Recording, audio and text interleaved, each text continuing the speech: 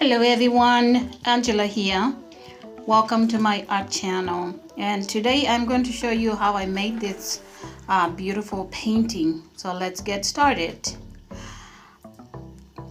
What I'm going to do is I am going to start with the white paint that I'm going to spread on my canvas here, and then after pouring the white paint, I am going to get all my other paintings.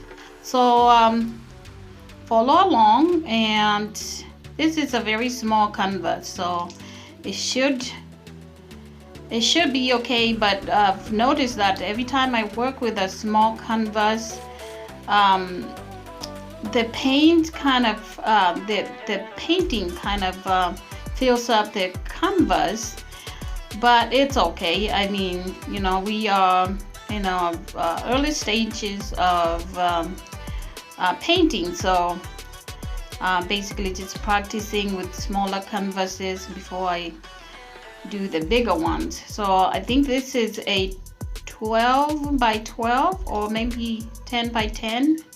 I'll put the information on the description description below. So what you do is just put the white paint, or basically whatever paint color you choose to be your base. Put it all over the canvas, level it really good, and make sure your canvas is leveled on the stand that you're gonna be using. Otherwise, when you pour your paint, you know, everything moves to one side, or your paint starts dripping down. So make sure that your canvas is leveled. Today I'm going to use the puddle technique to pour my paint, but before I do that, I am going to torch it. And torching really, all it does is bring out all the bubbles that are in your paint. That way they don't mess up your paint when it dries. So blue will be my first paint, and I am going to pour it into a puddle, and then I'm gonna use light blue. So the first blue is phthalo blue, and then light blue, and then red, followed by gold,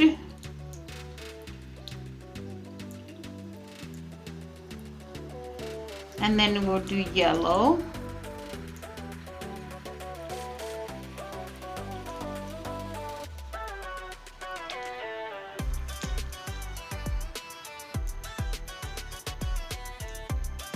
and then another gold.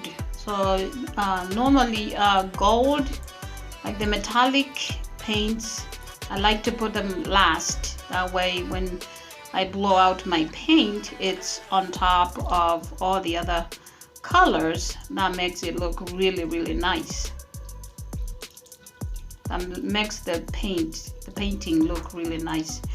I am going to put the base paint around all the other colors, and what this does is it makes the paint easier to blow out. So when you blow out the paint, it's more fluent and it mixes better. So yeah, and then what I'm doing right now is just blowing the white paint on top and over the other colors, and then blow it out.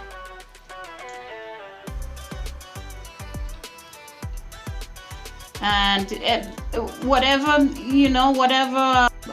technique that you like to use, if you use this technique and you have a bigger canvas, then this will look really nice. But like I said, this this canvas is really small, so that looks like a flower, but it's not definite. It just fills up the canvas.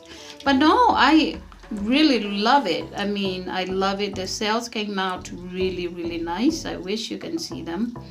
There's really nice sales in there. Yeah,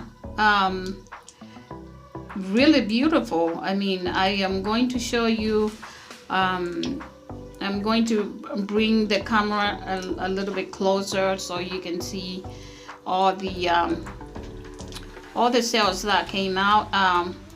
But before we do that, we will torch it and see if more sales will come out, because I know there are a lot of sales. And like I mentioned, the gold, metallic gold, is really, really nice. And it looks like, since I didn't put green in there, it looks like the yellow and the blue, when I mixed them, they formed a green color. And you can see a little bit of a green in there. So yes, so this design,